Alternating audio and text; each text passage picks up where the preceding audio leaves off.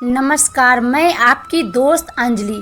Video पसंद है तो लाइक एंड शेयर ज़रूर करिएगा और जो भी मेरे चैनल को अभी तक सब्सक्राइब नहीं किए हैं तो प्लीज़ सब्सक्राइब कर लीजिए। मैं ऐसी वीडियो लाती रहती हूँ और लाती रहूँगी। आज का टॉपिक है, बाली ने राम जी से पूछा, आपने मुझे क्यों मारा? तो चलिए मैं वीडियो को शुरू करती हूँ। बाली की अत्यंत कोमल वाणी सुनकर श्री राम जी ने उसके सिर को अपने हाथ से स्पर्श किया और कहा, मैं तुम्हारे शरीर को अचल कर दूँ, तुम प्राणों को रखो। बाली ने कहा, हे कृपा निधान, सुनिए, मुनिगण जन्म जन्म में अनेकों प्रकार का साधन करते रहते हैं, फिर भी अंत काल में उन्हें राम नहीं कह आता। जिनके नाम के बल से शंकर जी काशी में सबको समान रूप से अविनाशी गति देते हैं, वह श्री राम जी स्वयं मेरे नेत्रों के सामने आ गए हैं।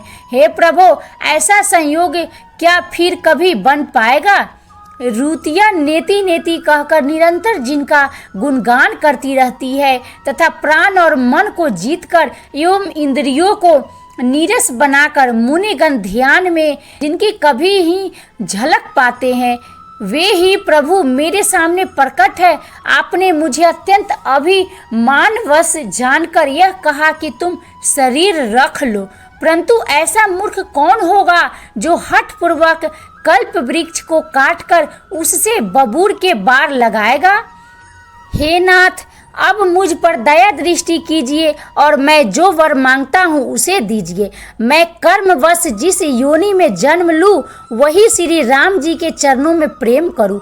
हे कल्याण प्रद प्रभो, यह मेरा पुत्र अंगद विनय और बल में मेरे ही समान है, इसे स्वीकार कीजिए। और हे देवता और मनुष्यों के नाथ, बाह पकड़कर इसे अपना दास बनाइए। श्री राम जी के चरणों में दृढ़ प्रीति करके बाली ने शरीर को वैसे ही त्याग दिया जैसे हाथी अपने गले से फूलों की माला का गिरना न जाने।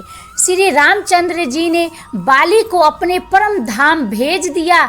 नगर के सब लोग व्याकुल होकर दौड़े। बाली की स्त्री तारा अनेकों प्रकार से विलाप करने लगी। उसके बाल बिखरे हुए हैं और देह की संभाल नहीं है। तारा को व्याकुल देखकर श्री रघुनाथ जी ने उसे ज्ञान दिया और उसकी अज्ञान हर ली। उन्होंने कहा, पृथ्वी, जल, अग्नि, आकाश और वायु, इन 5 तत्वों से यह अत्यंत अधम शरीर रचा गया है। वह शरीर तो प्रत्यक्ष तुम्हारे सामने सोया हुआ है और जीव नित्य है, फिर तुम किसके लिए रो रही हो? जब ज्ञान उत्पन्न हो गया तब वह भगवान के चरणों लगी और उसने परम भक्ति का वर मांग लिया। तदंतर श्री राम जी ने सुग्रीव को आज्ञा दी और सुग्रीव ने विधि पूर्वक बाली का सब मृतक कर्म किया।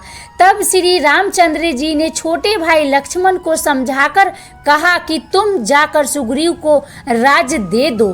श्री रघुनाथ जी की प्रेरणा से सब लोग श्री रघुनाथ जी के चरणों में मस्तक नवाकर चले।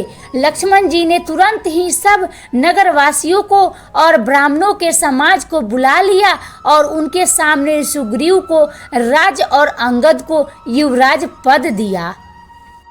जगत में श्री राम जी के समान हित करने वाला गुरु, पिता, माता, बंधु और स्वामी कोई नहीं है। देवता, मनुष्य और मुनि सबकी यह रीति है कि स्वार्थ के लिए ही सब प्रीति करते हैं।